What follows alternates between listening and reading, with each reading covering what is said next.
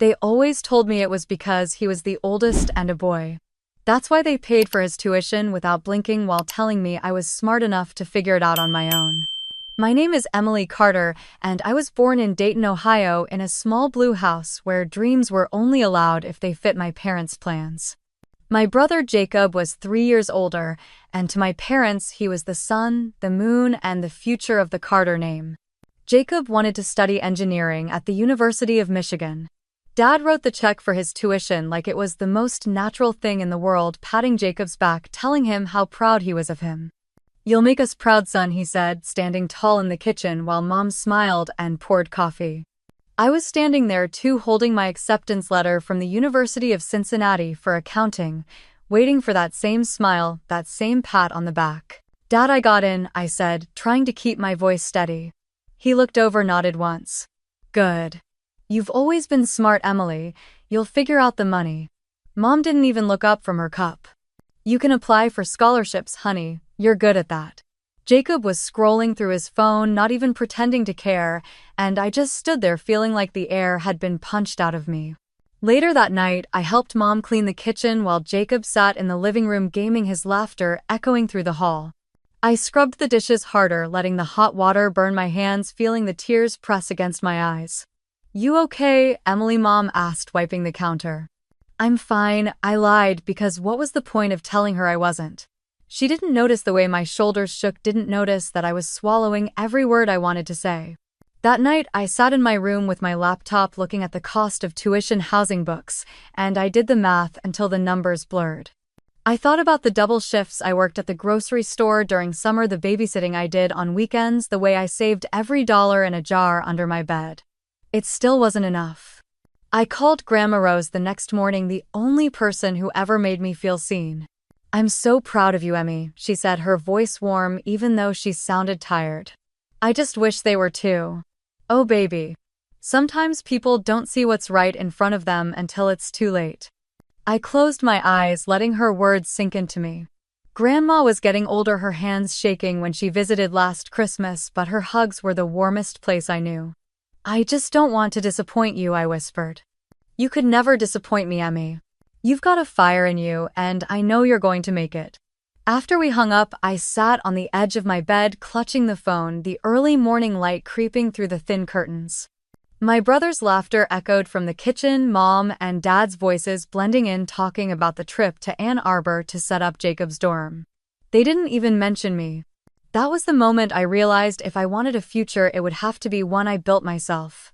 One that didn't require their approval or their money. I took a deep breath, opened my laptop again, and started searching for scholarships, grants, anything that would get me out of Dayton and into the life I knew I deserved.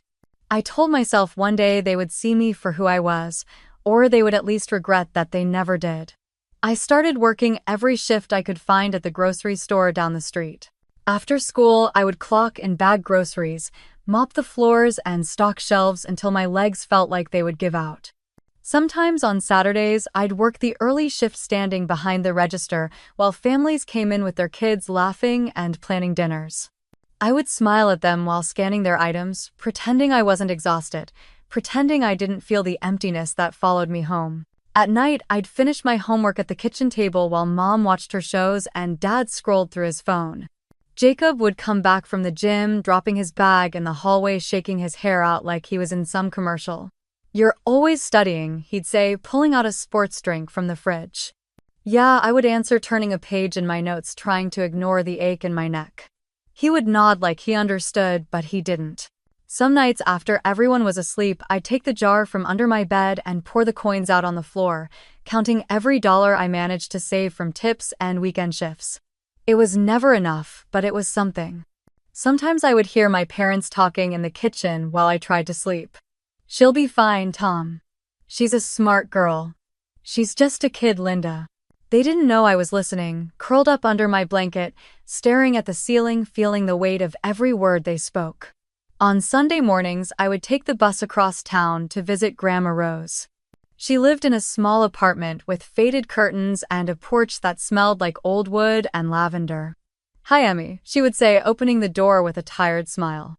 She would sit me down, make me tea, and let me talk about school while she listened with her warm, careful eyes. "You're working too hard," she would say, brushing a strand of hair from my face. "I have to," I would tell her, staring at the chipped edge of my mug. She would hold my hand, her skin soft and wrinkled, and say, "Just promise me you won't lose yourself trying to prove your worth." I would promise, but deep down I didn't know if I could keep it. On the bus ride home, I would press my forehead against the window, watching the houses pass by, wondering what it would feel like to be seen, to be valued for more than just being the one who would figure it out. One afternoon, I came home to find Mom and Dad packing boxes for Jacob's move to the University of Michigan. Jacob was sitting on the couch scrolling through his phone while Dad taped another box shut. "You're going to do great things, son," Dad said, smiling with pride. I stood there for a moment, waiting for them to look at me, to say something, anything. But they didn't. That night, I opened my laptop and searched for scholarships, for grants, for any chance I could take to get out of Dayton and into the life I wanted. My eyes burned from the screen, but I kept going, filling out forms, writing essays, telling strangers why I deserved a chance. When I finally closed my laptop, the sky outside was pale with dawn. I stood by my window looking out at the empty street, feeling the cold air through the glass. I made a promise to myself in that moment. One day they would see me. Or they would regret that they never did. Have you ever had to wash dishes, clean houses, and tutor just to pay for college? I moved into a tiny room near the University of Cincinnati, carrying 2 suitcases and a borrowed microwave. The walls were thin, the carpet smelled like old coffee, and the window barely opened, but it was mine. While other freshmen were decorating their rooms with fairy lights, I was calculating how many hours I needed to work each week just to stay here. I got a job at a coffee shop 2 blocks from campus, the kind with squeaky floors and chipped mugs. Every morning, I would wake up before sunrise, pull on the black apron, and catch the bus in the dark. "Morning, Emily," my manager Carla would say as I wiped down tables. "Morning," I'd reply, forcing a smile, hiding how tired I was from studying until midnight. After classes, I would change into jeans and head to Mrs. Carter's house down the street, scrubbing her kitchen floors while she talked on the phone. I would vacuum the rugs, clean the bathroom, and take out the trash before rushing back for a tutoring session. In the evenings, I tutored high school students for SAT prep, sitting at the library with flashcards and practice tests. I watched other students laugh outside the windows, heading to parties, while I taught formulas and essay structures to kids who were already half asleep. I didn't tell my parents about any of it. When they texted asking for photos, I sent pictures of me on campus, smiling in front of the library, acting like everything was fine. Meanwhile, Jacob posted photos of his new dorm room at Michigan, his car that Dad helped him buy the weekend parties with his friends. He looked happy, carefree, like college was exactly what it was supposed to be. Sometimes I would see his posts while sitting on the floor of my room, counting the last few dollars in my wallet, trying to decide if I could afford a new textbook or if I should just use the one in the library. My roommate Maya Rodriguez noticed. She was from Cleveland, loud and warm, studying to become a nurse. "You're working too much," she said, one night while I folded my work uniform. "I don't have a choice," I answered, sitting on the edge of my bed. "You're going to burn out," she said, tossing a pillow at me. I caught it, hugging it to my chest. "I can't," I whispered.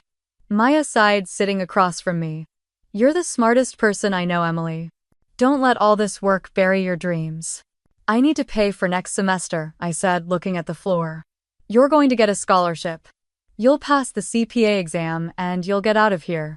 Her words settled into my bones, warming me for the first time in weeks. That night, I opened my laptop and started researching scholarships, scrolling through endless lists of requirements, deadlines, essays, letters of recommendation. I didn't know how, but I knew I would try. I had to. I wasn't going to let the weight of these days stop me from becoming who I wanted to be. As I closed my laptop, I looked out the window at the city lights blinking in the distance, promising myself that I would find a way. Sometimes when I came back from my evening tutoring sessions, I would find Maya sitting on the floor eating instant noodles. She would look up at me, raising an eyebrow. "Did you even eat today?" she'd ask, poking at her noodles. I grabbed a muffin from the coffee shop, I'd say, hanging my bag on the chair. "That's not food, Emily," she would sigh, pulling out an extra cup of noodles from her stash. She would push it toward me, and I would sit down feeling the steam warm my cold hands.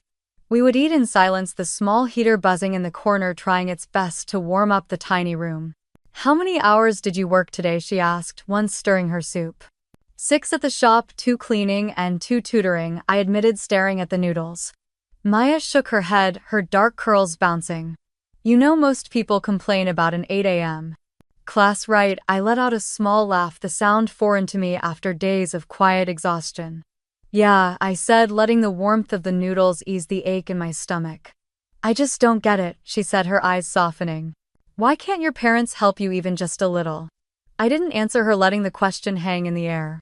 How could I explain that to her, that to them helping me wasn't even a thought? That to them Jacob's future was worth investing in while mine was something I was expected to handle alone. That night after Maya fell asleep, I sat at my desk with a stack of scholarship printouts, reading each one carefully. I highlighted deadlines, wrote down the essays I needed to complete, and underlined the requirements for recommendation letters. Every so often, I would glance over at Maya sleeping peacefully, the blanket tucked under her chin. I wondered what it would feel like to have someone believe in you so easily without conditions. I closed my eyes, letting the exhaustion wash over me for a moment before opening them again. I couldn't afford to stop. As the streetlights flickered outside, I took a deep breath and picked up my pen. I wasn't just working for tuition, I was working to prove that I was worth something. That I could build a life beyond the limitations they had set for me. That I could become someone I was proud of even if they never were. And as I filled out the next application, writing about my dreams of becoming a CPA, of creating stability where there was none, I felt something shift inside me. A small, quiet hope that maybe, just maybe, I could find a way to win. A week later, Maya burst into our room waving a flyer in her hand. "You need to see this," she said, dropping it on my desk. I glanced at it, rubbing my tired eyes. It was for a campus volunteer event for low-income tax assistants, something the accounting club was hosting. "I don't have time for this," I muttered, stacking my textbooks. "Yes, you do," she snapped, crossing her arms. "This is exactly the kind of thing that gets you noticed, Emily." I picked up the flyer, reading the details. They needed volunteers to help families with basic tax filings. It would count as community service hours, and came with a small stipend for those who qualified. I thought about the endless scholarship applications on my desk, the ones asking about leadership, community involvement, and real-world experience. "You're right," I finally said, folding the flyer and tucking it into my planner.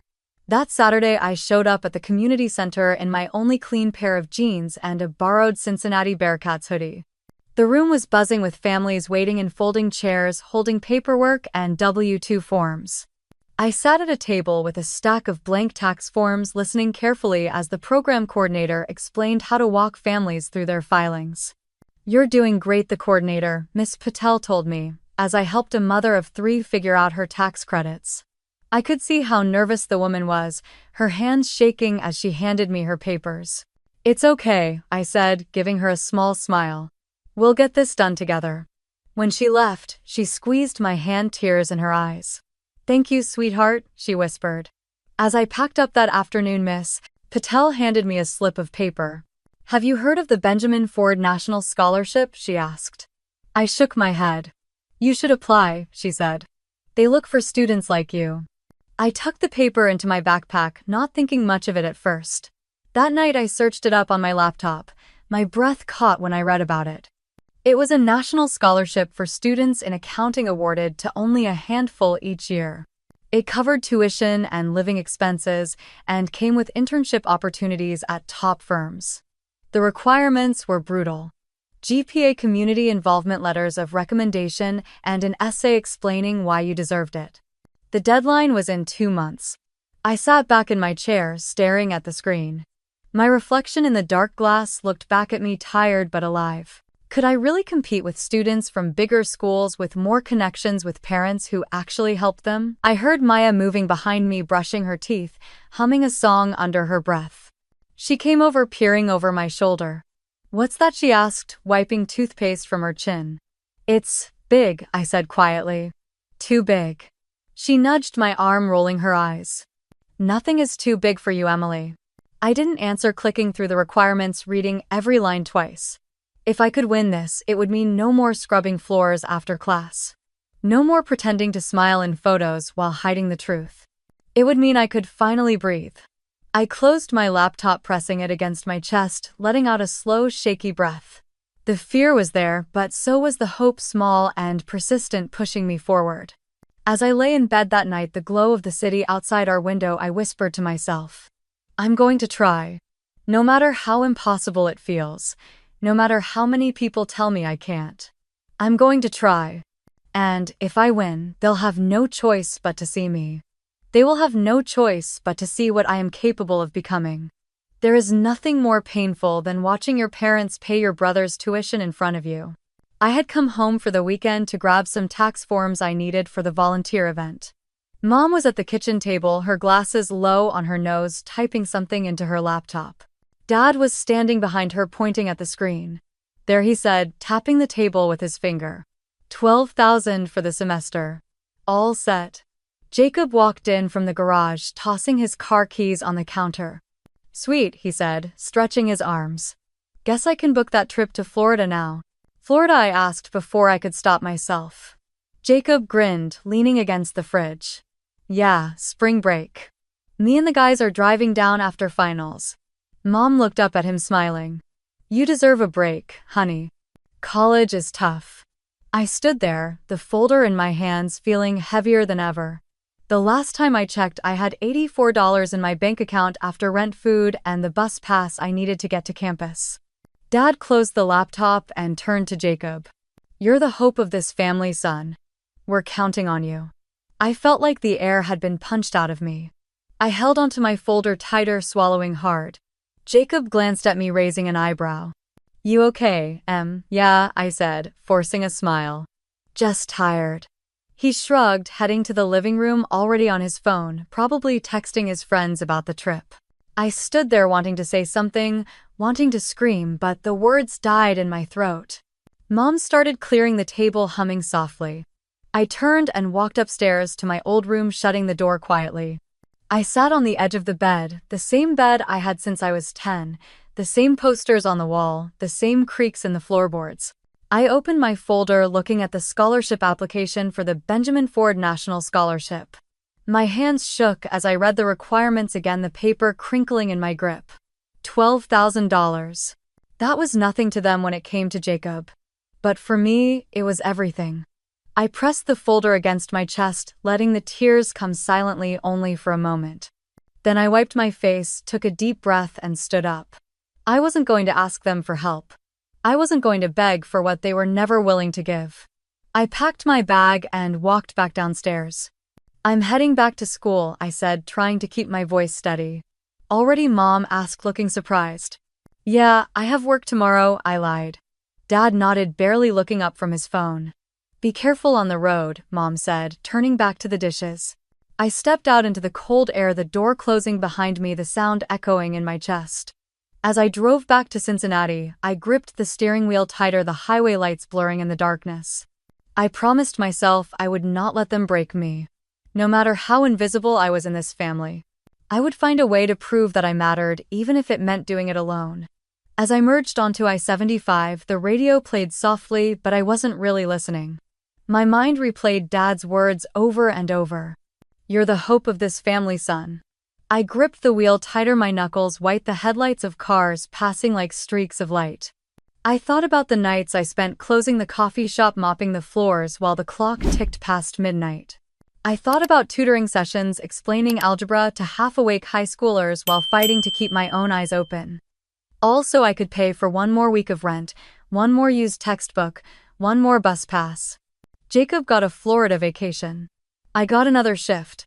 When I pulled into the parking lot of my building, I sat there for a moment, staring at the dark windows, letting the silence settle around me. I took a deep breath, forcing the anger to settle before grabbing my bag. Inside, Maya was sitting cross-legged on her bed, flipping through her anatomy flashcards. You're back early, she said, looking up. Yeah, I said, dropping my bag by the desk. She watched me for a moment, her eyes narrowing. What happened? Nothing, I said, pulling off my jacket. Emily, she said, her voice firm, talk to me. I sat on the edge of my bed, staring at the floor. They paid Jacob's tuition today, I said quietly. $12,000 just like that. Maya's jaw tightened. And you? I let out a small, humorless laugh. Mom told him he deserves a break, that he's the hope of the family. Maya didn't say anything for a moment, then she got up and sat next to me. You know what? Screw that, she said, her voice sharp. You're the one working your ass off. You're the one holding yourself together. I shook my head, blinking back the sting in my eyes. It doesn't matter, I whispered. It's always going to be like this. She put a hand on my shoulder, squeezing gently. No, it's not, she said. You're going to get out of here. You're going to prove them wrong.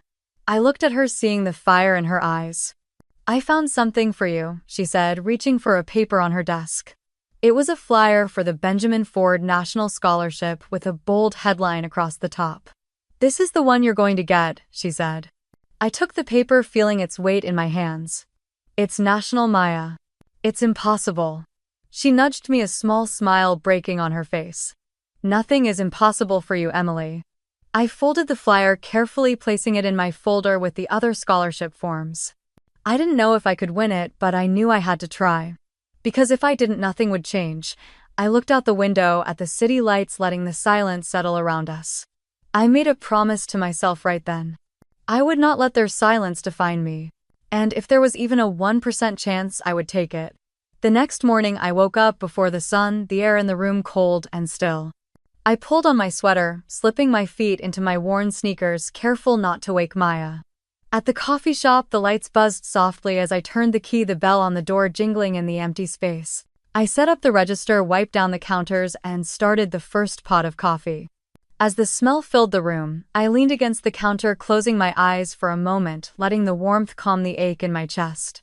I thought about the Benjamin Ford scholarship and how impossible it felt. But then I pictured Jacob's easy smile, the way Dad's eyes lit up when he looked at him, the way Mom's voice softened when she said his name. And I felt something deep inside me harden. I wasn't doing this to prove them wrong anymore. I was doing it to prove myself right. Later that day, after classes, I walked across campus to the business building, clutching my folder against my chest. I had heard about Professor Adams from other students, that he was tough but fair, that he noticed students who worked hard. I stood outside his office, taking a deep breath before knocking lightly. Come in, his voice called. I stepped inside, the room warm and lined with shelves of thick textbooks and plaques. He looked up from his laptop, adjusting his glasses. Yes, I'm Emily Carter, I said, clearing my throat. I'm in your accounting principles class. He nodded, waiting. I wanted to ask if you could review my essay for the Benjamin Ford Scholarship, I said, holding out the folder. He raised an eyebrow, leaning back in his chair. That's a big one, he said. I know, I said, my voice steady, even though my hands shook. I need it. He took the folder, flipping through the pages. Sit, he said, pointing to the chair across from him. I sat down, clutching my backpack, watching him read. The room was quiet except for the ticking of the small clock on his desk. Finally, he looked up. You're a good writer, he said, but this needs more. My heart sank, but I nodded. I can fix it, I said quickly. He studied me for a moment, his eyes sharp but kind. Tell me why you want this scholarship, Emily. Not for your essay. Tell me here. I swallowed, looking down at my hands. Because I don't want to spend my life cleaning floors just to survive, I whispered. Because I want more than what they think I deserve. I looked up, my eyes burning, meeting his steady gaze. Because I want to matter. For a moment, he didn't say anything. Then he nodded slowly. Come back tomorrow, he said. We'll work on this together. I let out a breath I didn't realize I was holding.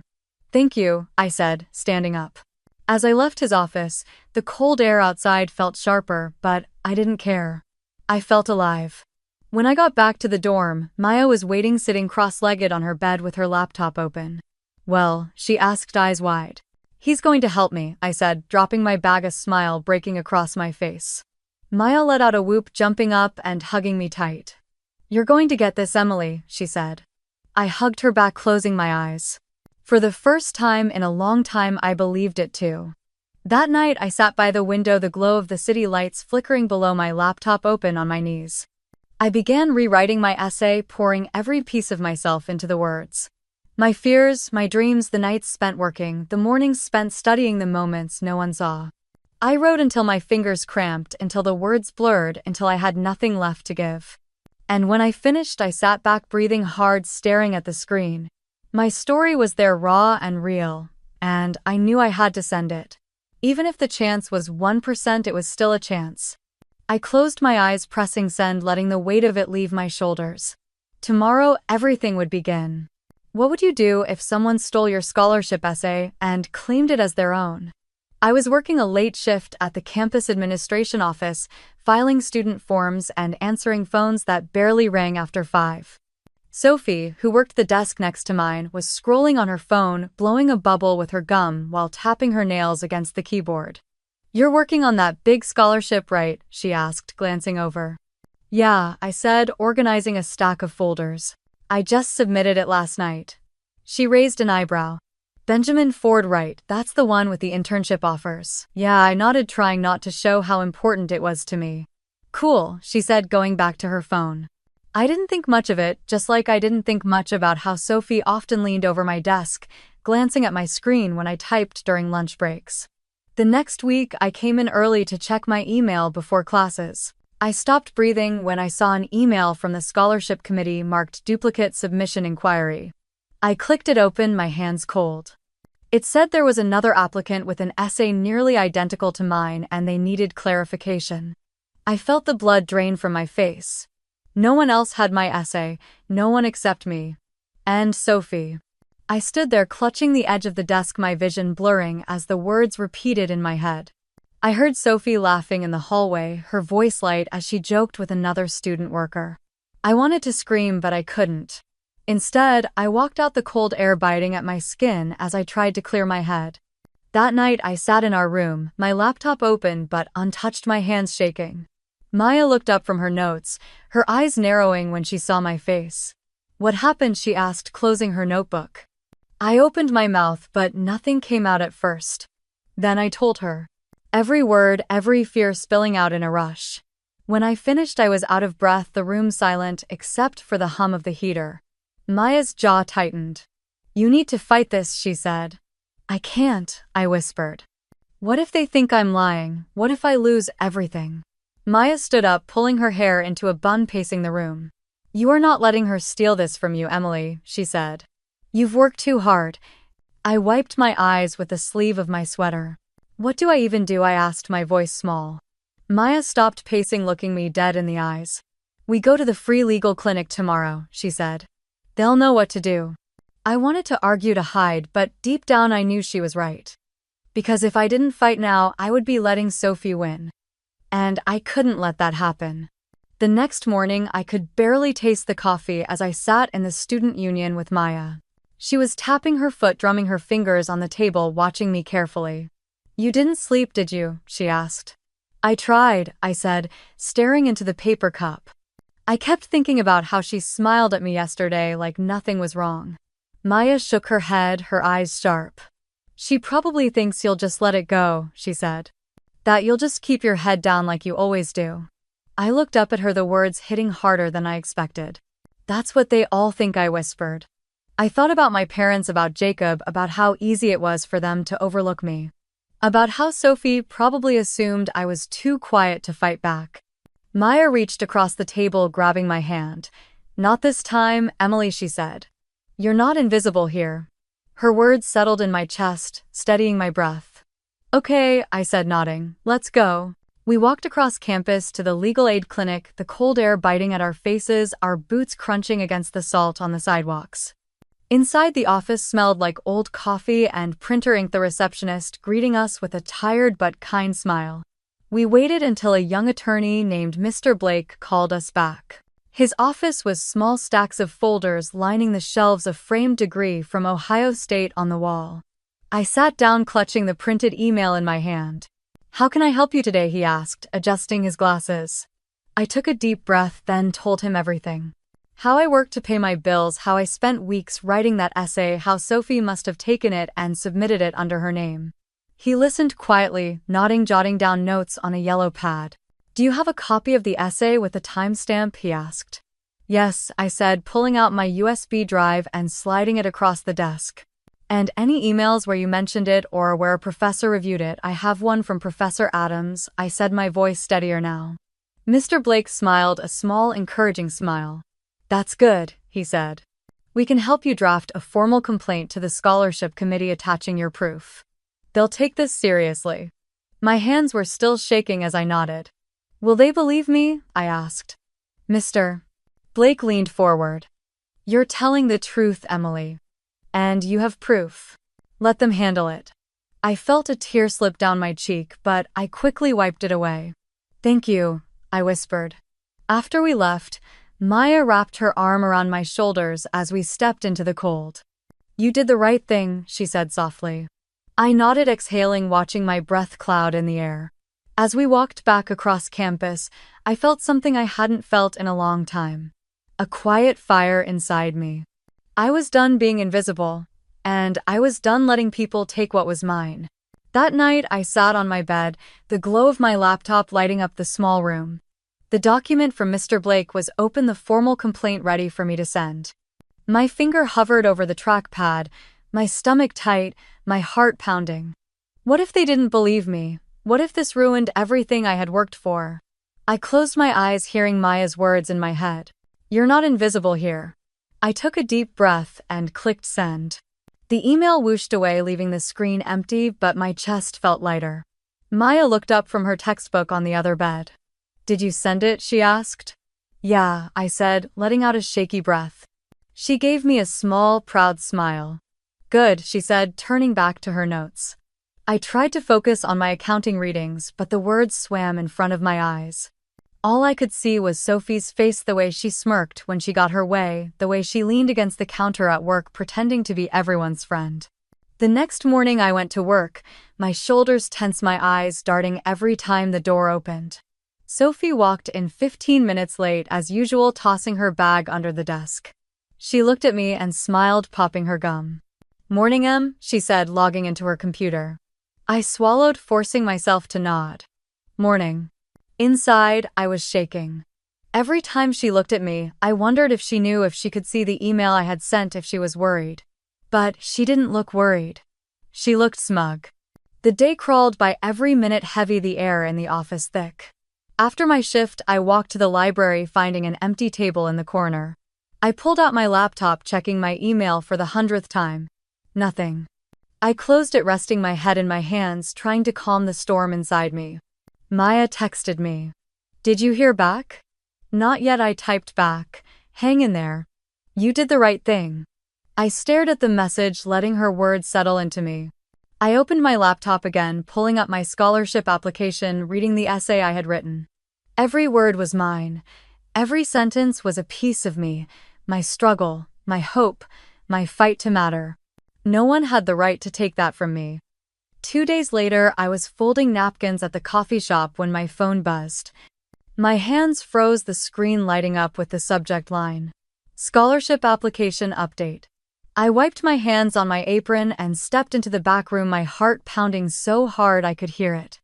I opened the email, my eyes scanning the words. After thorough review, we have determined that your submission is the original work. The other applicant has been disqualified. You have been advanced to the finalist stage. I let out a breath that turned into a half-laugh, half-sob, pressing a hand to my mouth. I read it again and again until the words sank in. I had won. I had fought for myself, and I had won. I stepped back into the front of the shop, the bell above the door jingling. Sophie was standing at the counter, her face pale, her eyes wide as she saw me. She opened her mouth to say something, but I walked past her, my head high, my chest steady. For once, I didn't care what she thought. I didn't owe her a word. That night I lay in bed, staring at the ceiling, letting the quiet victory wash over me. When Maya came in, I held up my phone, showing her the email. She let out a squeal, jumping on the bed, hugging me tight. You did it, Emily, she whispered. I hugged her back, the tears warm on my cheeks. I had done it. But deep down, I knew this was just the beginning. Because tomorrow, everything would change again. The day you walk across that graduation stage, you dream of one moment.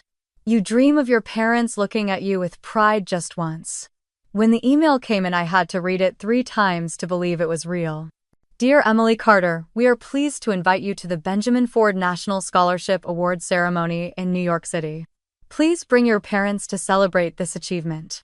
I stared at the screen, my heart pounding. This was it. The moment I had worked for, fought for every late night, every extra shift, every tear I swallowed. But when I thought about calling them, my stomach twisted. I could already hear Mom's tired voice, Dad's distracted grunts, Jacob laughing in the background. I sat on the edge of my bed clutching my phone, the city lights of Cincinnati flickering outside the window. Maya walked in, dropping her bag with a thud. What's wrong? She asked, pulling off her jacket. I looked up, blinking back the tears that threatened to spill. I have to invite them, I said quietly. She sat down next to me, her hand on my shoulder. Do you want them there? I closed my eyes, letting the silence answer for me. I need them to see it, I whispered. Maya nodded, squeezing my shoulder. Then call them, she said. I dialed the number, my fingers cold, the phone ringing longer than it should. Mom picked up, her voice thin. Hello, Mom, it's me, I said. Oh, hi, Emily, she said, her voice already drifting like she was busy. I got an award, I said, my voice shaking. A scholarship. They're having a ceremony in New York. They asked me to bring you and Dad. There was a pause, the kind that stretched so long I thought the call had dropped. Well, she finally said we were thinking of visiting Jacob anyway. His finals are around that time. I closed my eyes, pressing my hand to my forehead. So you'll come? I asked. We'll try, she said, her tone flat. I'll talk to your father. Okay, I said, swallowing the lump in my throat. After we hung up, I sat there staring at the floor, the quiet pressing against me. They're coming, I said softly. Maya wrapped her arms around me, pulling me into a hug. You're going to walk across that stage, she said, and they're going to see you, Emily. I nodded, burying my face into her shoulder. They're going to see me, I whispered. That night, I lay awake in bed, staring at the cracks in the ceiling. I wondered if they would even show up. If they would remember the date, if they would care enough to come for me, not just for Jacob. I turned over, pulling the blanket tighter around me, the quiet hum of the city outside, reminding me how alone I felt sometimes. The next morning, I packed my small suitcase, folding the one nice dress I owned, the black one I wore to my high school debate competition. Maya watched me sitting cross-legged on her bed, eating cereal from a mug. You're going to look amazing up there, she said, smiling. I tried to smile back, but my stomach was tight, my hands trembling as I zipped the suitcase. I'm scared they'll ruin it, I admitted, my voice barely above a whisper. Maya set the mug down, getting up to hug me. No one can take this from you, she said into my hair. Not even them. I closed my eyes, letting her words sink in. On the bus ride to the airport, I held my phone, scrolling through the email again, reading the words over and over. Congratulations, Emily Carter. I kept reading it, reminding myself it was real. At the gate, I saw them. Dad was checking his watch, looking annoyed. Mom was on her phone, texting someone, her face blank. Jacob was there wearing a Michigan sweatshirt, earbuds in, tapping his foot like he was bored. When they saw me, Mom waved lightly. There you are, she said. We were about to get coffee. Jacob glanced up, pulling one earbud out. Hey, Em, he said, giving me a small nod. I forced a smile, clutching the strap of my bag. Hi. We sat at the gate, the silence awkward, broken only by the boarding announcements. Dad looked at me once, opening his mouth like he was going to say something, but then turned back to his phone. I stared out the window at the planes taking off, wondering if they knew how lucky they were to leave, to fly away from everything. When we finally boarded, I sat by the window, pressing my forehead against the cool glass. Jacob sat next to me, scrolling through his phone, showing me pictures of his friends, of parties, of his car. You should come visit campus sometime, he said casually. Yeah, I said softly, not really listening. All I could think about was the stage in New York, the lights, the crowd, and the hope deep in my chest that for once they would look at me and see me. New York felt different the moment we stepped out of the airport. The air was sharp, alive, and smelled like hot pretzels and car exhaust. Jacob pulled his suitcase behind him, looking around like a tourist. This place is crazy, he said, grinning. Dad was checking Google Maps, grumbling about traffic. Mom was busy taking photos of the skyline, posting them on Facebook. I held my small suitcase close, letting the energy of the city soak into me. For once, I felt like I belonged somewhere. At the hotel, they checked in like it was a vacation, asking about nearby restaurants, talking about going to see Times Square. "Remember, we're here for my ceremony tomorrow," I reminded them, my voice careful. Dad waved a hand. Yeah, we'll be there," he said. Mom glanced up from her phone. "Of course, Emily." Jacob rolled his eyes. "Relax, Em, we're not going to miss it." That night, I lay on the hotel bed, staring at the ceiling, the city lights dancing on the walls. I thought about everything it took to get here. Every late night, every double shift, every time I forced myself to keep going when it felt impossible. And tomorrow, I would walk across that stage. The next morning, I dressed carefully in the black dress, the one that made me feel strong. I pinned my hair back, adding the small necklace Grandma Rose gave me before she passed. When I stepped out, Mom looked up surprised for a moment. "You look nice," she said. Dad nodded, adjusting his tie. Jacob was wearing a suit, checking himself in the mirror. "You clean up good, little sis," he joked. On the way to the ceremony, the car was quiet. I stared out the window, watching New York blur past, my heart pounding in my chest. The hall was beautiful, filled with rows of chairs, a stage with bright lights, and a banner with the scholarship logo. Students in suits and dresses filled the seats, families chatting softly, the air buzzing with nervous energy. Mom and Dad found seats in the middle row, pulling Jacob with them. I stood near the front with the other finalists, clutching the small card with my name on it. My hands were cold, but I kept breathing, steadying myself. The announcer stepped up to the podium, his voice echoing in the hall. "We are here to honor the resilience and excellence of students who have worked tirelessly, often unseen, to build their futures." I swallowed hard, blinking back tears. They began calling names one by one, students stepping up to accept their awards, the crowd clapping politely.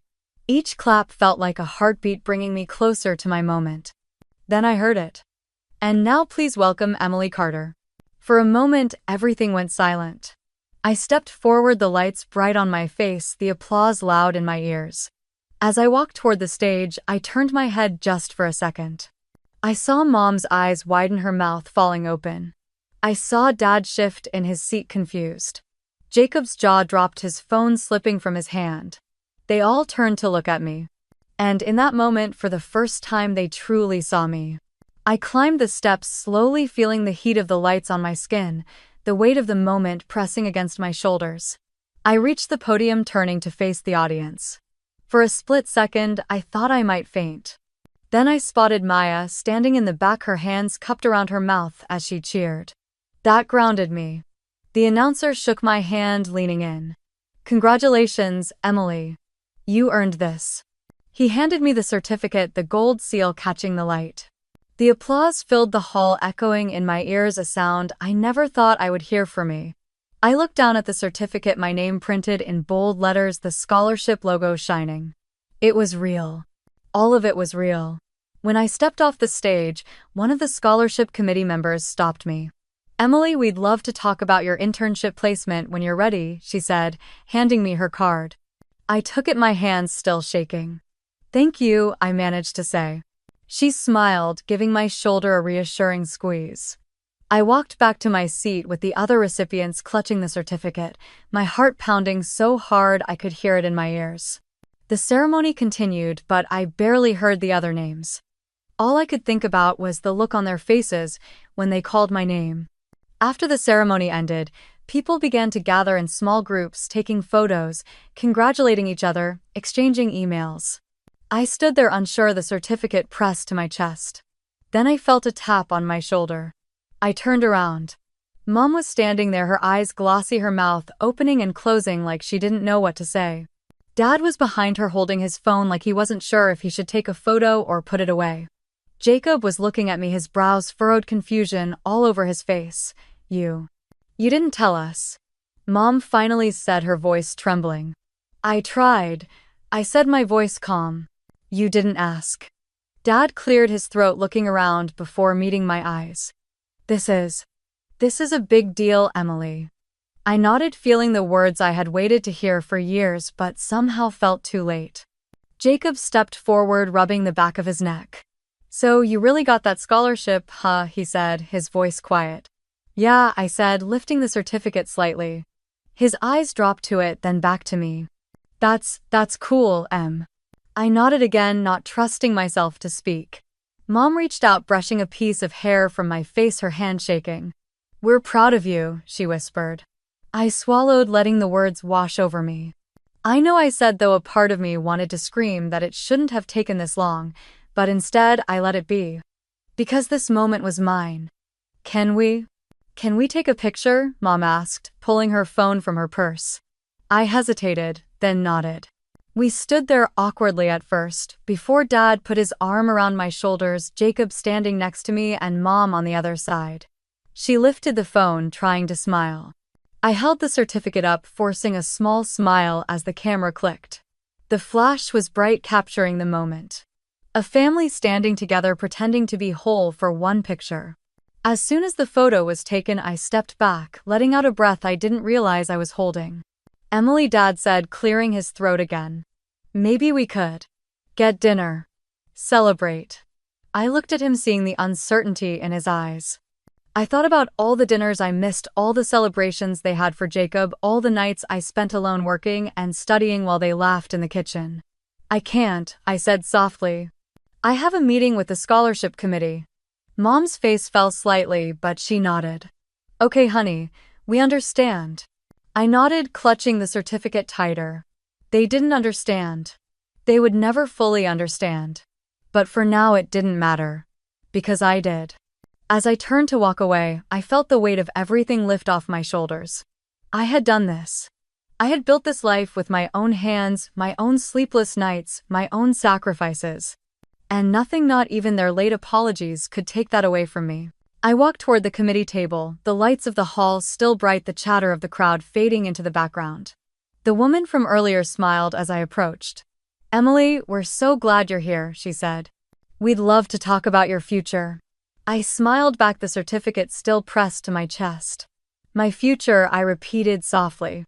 And for the first time it felt like it truly belonged to me. Have you ever wanted to make your parents go pale in front of everyone? The lights in the hall felt warmer now, the soft hum of voices echoing against the high ceilings as people settled back into their seats. I sat with the other recipients near the front, the certificate still in my lap, my fingers tracing the edges as I tried to steady my breathing. On the stage, the university president adjusted the microphone, clearing his throat. Today we have the honor of recognizing not only academic excellence, he began, his voice filling the room, but also resilience, courage, and the spirit that truly defines the American dream. I felt my pulse in my ears. Jacob was sitting with Mom and Dad in the middle row. Dad had his arms crossed, Mom's hands were in her lap, her phone forgotten, her eyes fixed on the stage. Jacob kept shifting in his seat, glancing around, trying to look bored but failing. The president continued, a small smile on his face as he scanned the audience. This year, the Benjamin Ford National Scholarship has chosen only one student from our entire state for this honor, he said, pausing. You could feel the silence, the room holding its breath, and that student is Emily Carter. For a moment the world went quiet. Then the applause started. It began in small bursts, then grew, echoing through the hall until it felt like the entire room was clapping, rising to their feet. I stood slowly, the air around me thick with sound, my vision blurring as tears filled my eyes. I turned my head, searching the crowd, and found them. Mom's mouth was open, her eyes wide, shock painted across her face. Dad's arms had dropped to his sides, his eyes darting around as if trying to process what he just heard. Jacob was staring at the floor, his hands clenched together, his face red. They all stood there frozen, unable to hide, unable to deny it anymore. I wiped my tears quickly, forcing myself to take a deep breath as I stepped into the aisle.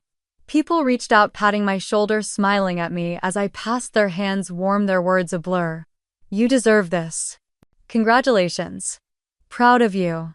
The words wrapped around me like a blanket, pushing me forward. As I climbed the steps back to the stage, I could see the president waiting with a warm, steady smile, the bright lights catching on the gold seal of the certificate he held. I paused for a moment at the top, turning to look out at the room, the sea of faces, all standing, all clapping.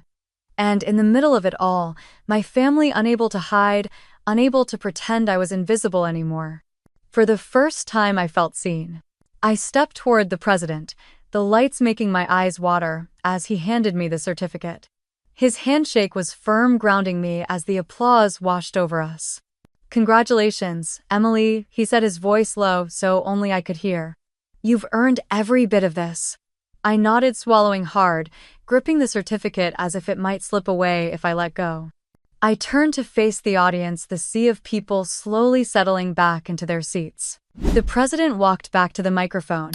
"Emily Carter is not only the sole recipient of the Ford Scholarship from our state," he continued, his voice ringing clear, "but she has maintained a perfect 4.0 GPA while working multiple part-time jobs to pay her tuition."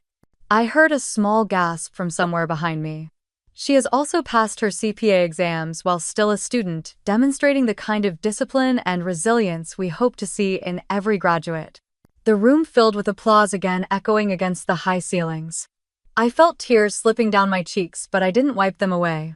I stood there, letting the moment hold me, letting the truth hang in the air where everyone could see it. In the middle of the crowd, I saw Dad staring at me, his mouth set in a hard line, his eyes blinking rapidly. Mom had a hand over her mouth, tears brimming in her eyes, her shoulders shaking. Jacob's head was down, his hands gripping the program so tightly it looked like it might tear. They couldn't hide. They couldn't pretend anymore. This was who I was. And nothing they said or didn't say could change it. The president gestured for me to say a few words. I stepped up to the microphone, taking a deep breath as I looked out at the crowd. My voice shook as I spoke. "I want to thank everyone who believed in me," I said, my eyes finding Maya in the back, standing tall, her smile wide and proud. "And I want to thank those who didn't," I continued, my voice steadying. "Because it taught me that sometimes you have to believe in yourself when no one else will." The silence after those words felt loud. I stepped back, nodding, gripping the certificate to my chest as the applause rose again. As I left the stage, people reached out to shake my hand to congratulate me. I moved through them, feeling the warmth of their words, the validation in every nod and smile. I felt alive. After the ceremony, I walked outside, the cold New York air biting at my skin, the noise of the city wrapping around me. I stood there, clutching the certificate, letting the cold clear my head. Then I heard my name, Emily. I turned. Mom and Dad were standing there, Jacob a few steps behind them, his hands in his pockets, his eyes on the ground. Mom stepped forward, her eyes red, her hands twisting around each other. "Why didn't you tell us?" she asked, her voice breaking. I looked at her, the words rising in my chest like fire. "Because you never wanted to listen," I said. Have you ever felt the exact moment you stopped needing your parents' approval? The cold wind rushed down Fifth Avenue as I walked out of the hall, the certificate in my hand. The city felt alive around me, honking taxis, flashing lights, and people brushing past, but I stood still for a moment, breathing in the sharp winter air. I felt light, like a rope I didn't even know was around my neck had been cut. Behind me, the doors swung open and I heard my name. Madeline. I turned to see Dad, his tie crooked, his face pale. Mom a step behind him with tears streaking down her makeup. They looked smaller somehow, like the world had shifted. Jacob was there too, leaning against the pillar, his hands stuffed in his pockets, eyes darting away when I met his gaze. Mom took a step forward, her hands shaking. "Maddie, why didn't you tell us you were going through all this?" I tightened my grip on the certificate, the gold seal pressing into my palm. "Because you never wanted to know," I said, my voice calm, steady. Dad's jaw tensed and he opened his mouth, but nothing came out. Mom wiped at her face, sniffling. We thought you were fine. You've always been so strong." I let out a small laugh, shaking my head. "That's what you always told yourselves, right?" I said. "That I would just figure it out so you didn't have to worry." Jacob shifted, clearing his throat. "Come on, Maddie," he said quietly. "They're trying." I looked at him, really looked at him, seeing the confusion, the guilt, the way his shoulders sank under the weight of this moment. "Trying now doesn't erase everything," I said. Mom's eyes filled again and she reached out, but I stepped back. "You did it though," Dad said, finally, his voice rough. "You made it." I held up the certificate between us. "No, I earned it." I corrected, my voice quiet but firm. "Every part of it." They stood there, the three of them, looking at me like they were seeing me for the first time. And maybe they were. I turned away, the wind catching my hair as I stepped closer to the street. The city lights glowed against the dark sky, a reminder that the world was bigger than the small box I had grown up in. I wasn't that invisible girl anymore. Not to them, not to myself. I heard Mom's voice behind me, small and broken. "Maddie, please, can we talk?" I paused, letting the noise of the city fill the space between us. Maybe I said, not turning around, but not today. And I walked toward the lights, ready for whatever would come next. I didn't look back as I walked down the street, the cold biting at my face. The wind tangled my hair, but I didn't fix it. I let it whip around me, feeling alive, feeling free. I stopped at the crosswalk, the lights of the taxis reflecting in the puddles, the steam from the grates rising in soft clouds. My phone buzzed in my pocket, but I ignored it. I knew it was Mom or Dad, maybe even Jacob. They could wait. For the first time, they would have to wait for me. I found a small diner near the corner, warm light spilling onto the sidewalk. I stepped inside, the bell above the door jingling. The smell of coffee and pancakes wrapped around me, comforting in a way that felt like a promise. I found a booth near the window, sliding in and placing the certificate on the table in front of me. I traced the letters of my name, letting the warmth seep back into my fingers. A waitress with tired eyes and a kind smile came over. "What can I get you, Han?" she asked. "Coffee, please," I said, returning her smile. She nodded, heading back to the counter. Outside, people hurried past, coats pulled tight, their faces hidden by scarves. They were all moving forward, chasing their own lives. I took a breath, letting the steam from the coffee warm my face when the cup was placed in front of me. I sipped it slowly, letting the bitterness ground me. My phone buzzed again. I pulled it out, seeing a message from Maya. "Are you okay?" A small smile tugged at my lips. I texted back. "Yeah, I think I am." She sent back a thumbs up, followed by a heart. I set the phone down, looking back at the certificate. This wasn't just paper. It was proof that I could stand on my own. That I didn't need permission to be proud of myself. I thought about the nights in the dorm, working until my eyes burned. The early mornings at the coffee shop. The hours in the library when the world was asleep. All of it led to this moment. I felt tears prick at my eyes, but I didn't wipe them away. They were mine too. The door opened and cold air rushed in. I looked up out of habit. And there they were. Dad looking tired, his tie crooked. Mom, her eyes red, her hands clutching her purse like a lifeline. Jacob, hands in his pockets, shifting from foot to foot. They stood there looking at me, looking at the certificate on the table. Mom took a hesitant step forward. "Maddie," she said, her voice shaking. "Can we sit?" I stared at them, my heart pounding, the coffee cup warm in my hands. I nodded once. They slid into the booth, crowding together across from me, their eyes on me, waiting. I set the cup down, meeting their gaze, steady and calm. This time they would listen. Because I was ready to speak. Have you ever walked under the New York sky and whispered, "I am finally free"? The wind was sharp as I stepped out of the subway on 42nd Street, the lights of the city blinking like stars I could touch. I pulled my coat tighter, my heels clicking against the sidewalk as I moved with the crowd. I felt alive, each breath crisp, the cold biting my cheeks in a way that made me feel awake. The buildings rose above me, glass and steel reflecting the early morning light. I was on my way to my new job, a junior audit associate at a firm in Midtown. The lobby smelled like coffee and paper, the sound of shoes against marble echoing as I scanned my ID. The elevator dinged, and I stepped in, taking a deep breath as I watched the numbers light up. When the doors opened, I stepped into the office, the view of the city stretching out in front of me, reminding me how small I once felt. I took my seat, turning on my computer, the screens lighting up with spreadsheets and emails. It was hard work. Long hours, tight deadlines, endless data to check and reports to prepare. But I loved it. Every moment, every challenge felt like a step forward. I would stay late taking notes on procedures, highlighting tax codes, building pivot tables until my eyes burned. During lunch, I would sit by the window eating my sandwich while watching the cabs crawl through the crowded streets. Sometimes Maya would call during my break. "How's it going, boss lady?" she would tease. I would laugh, leaning back in my chair. Tiring, I would admit, but I love it. She would always end the call with, "I'm proud of you, Em." And I would smile, feeling it in my chest. One evening, as I was leaving the office, my phone buzzed. It was an email from Jacob. "Hey Maddie, just wanted to say thanks for helping me with my resume.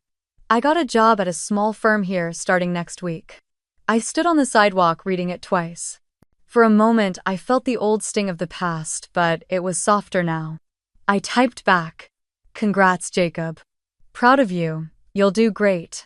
He replied almost immediately, "Thanks, Em. Really?" I slipped the phone back into my pocket, stepping into the flow of people moving forward with them under the glowing lights of the city. Sometimes I would get texts from Mom, "Hope you're eating well," or from Dad, "Let us know if you need anything." They felt like soft echoes bouncing off walls that once held me hostage.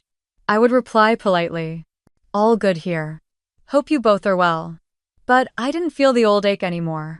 I didn't wait for their praise, didn't crave the approval that used to feel like air. I had learned to breathe on my own. Late at night, I would walk home from the office passing food carts steaming in the cold air. I would buy a pretzel, tearing pieces off as I walked, the salt on my fingers, the city alive around me.